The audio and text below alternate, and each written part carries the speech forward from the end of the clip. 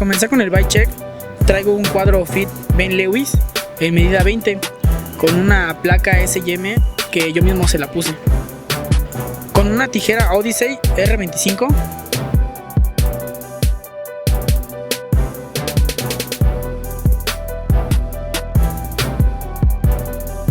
traigo un manubrio Premium Chet Curly medida 8.25 con unos puños Cool Dakota Rush.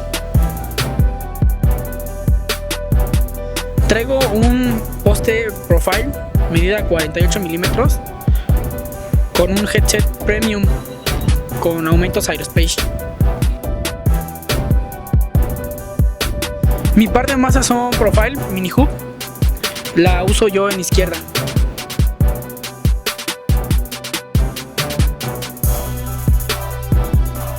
Las palancas son Fit de 170 milímetros con un eje de 19 milímetros.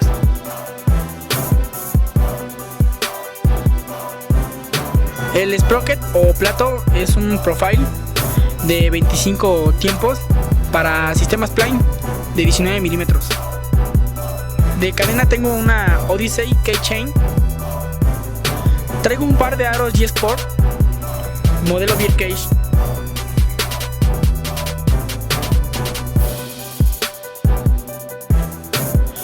Traigo un par de llantas Fit Fab en medida 20.40 ambas.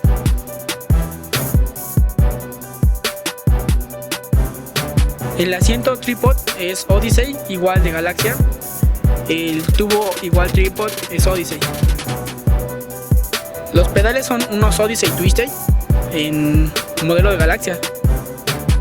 Los cuatro diablos son BCD, Signature de Chris Kyle. El MIT es un Odyssey, igual a 19 milímetros. El par de Hub Bars son Eclat, solo que las mandé a adaptar para que copiara la masa Profile delantera.